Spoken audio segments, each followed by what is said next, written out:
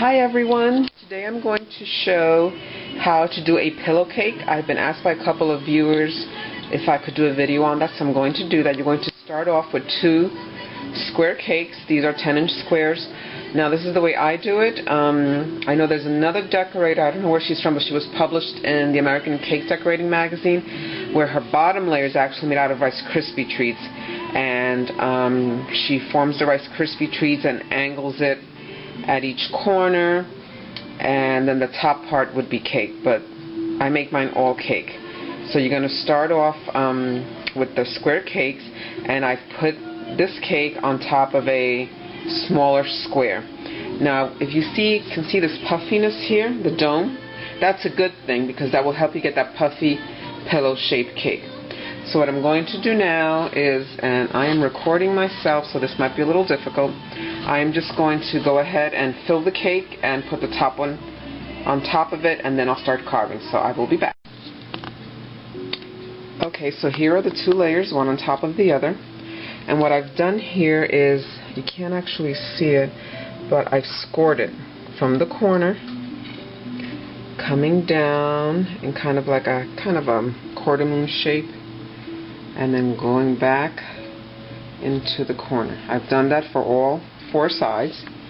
So I will now cut it, and I'm going to put the camera down, and hopefully you will be able to see that being done. So I am cutting, starting from the corner with a serrated knife. And if you don't want to cut off this part because you want more cake, then that's fine. Then you would go on to the next step, which I will show you once I cut this off. And these edges can be made into maybe some cake truffles. So that's side 1. You're starting from the corner and kind of going outward. And you do lose quite a bit of cake with this. This is a 10-inch square. And the cake is a little frozen because it makes it easier to carve. That's side number 2. Side number 3.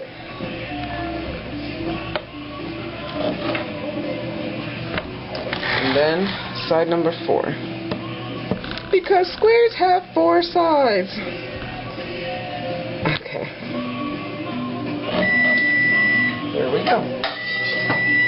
And this is what it should look like from the top view.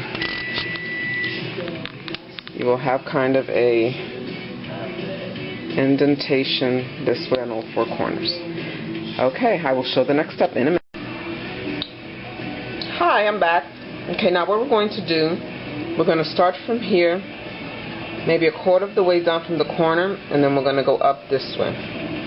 Okay, so hopefully this will come out good on camera. Starting there, and you are just carving up this way. So you see, you get that little point there, a nice little curve. I'm going to do this side again about a quarter way down from the corner, and you're just going up. And you're not shaving too much when you get to the top. Okay? Just very, very thin piece. Again, this is the way I do it. Some others might do it differently. Then I hit that corner.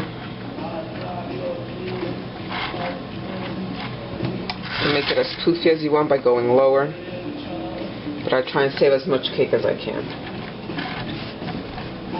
Okay, and there you can see the pillow shape starting to take form. Now what I do is I do go ahead and take that little bit that's left of the crusty part,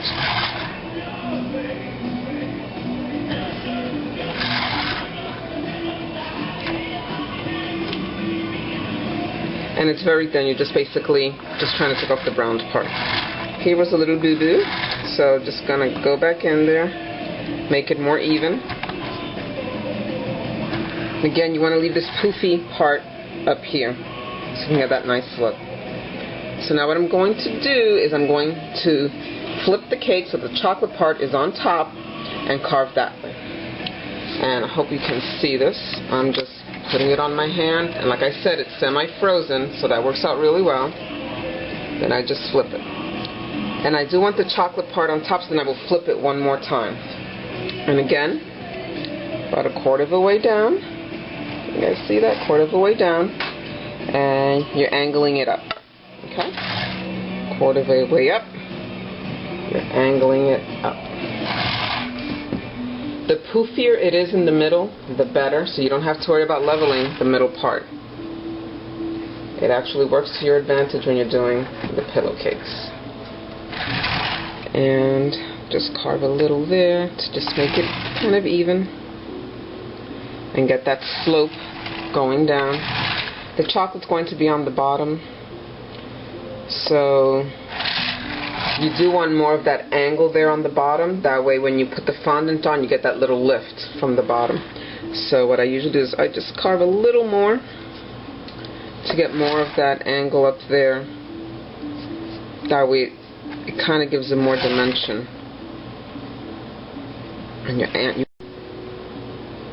so it gives it more dimension from the bottom, and you angle the knife up. Okay? Just angling it up. Okay. The next step, I'm going to flip it over again. That way the chocolate's on the bottom.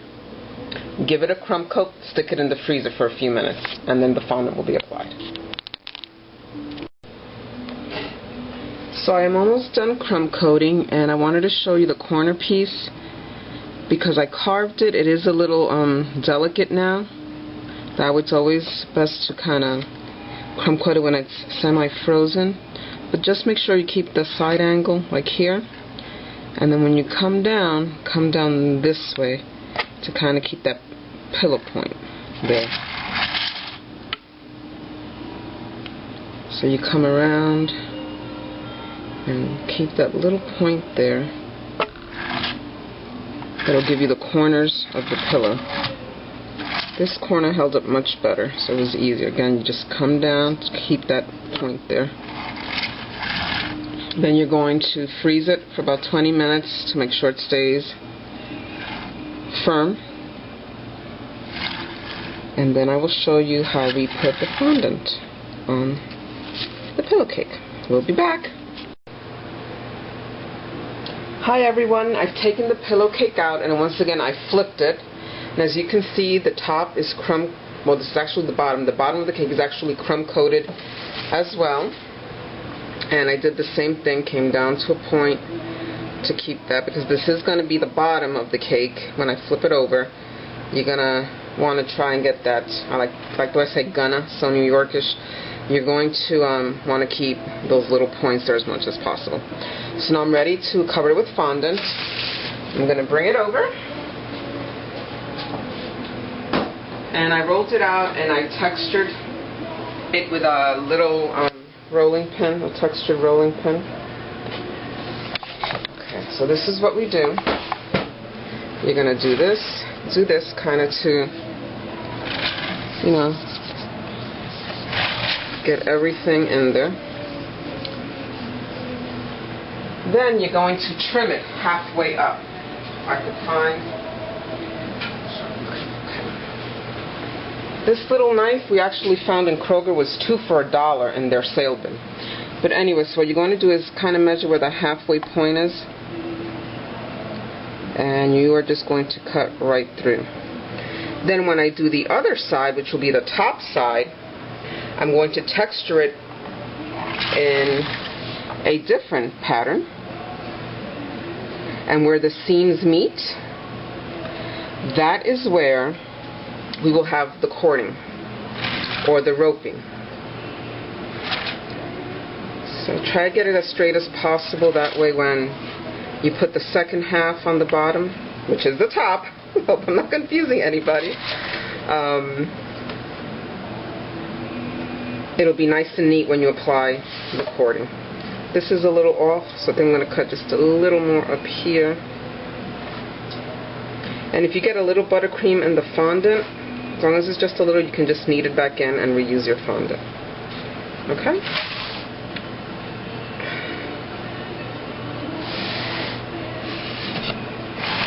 And this is what you are left with. And then what I do is go ahead and smooth it with a little point like this to Get that little point that we want. Gives a pretty pillow shape. Then what I'm going to do is I'm going to remove the cardboard that's on the bottom and put it here. Okay?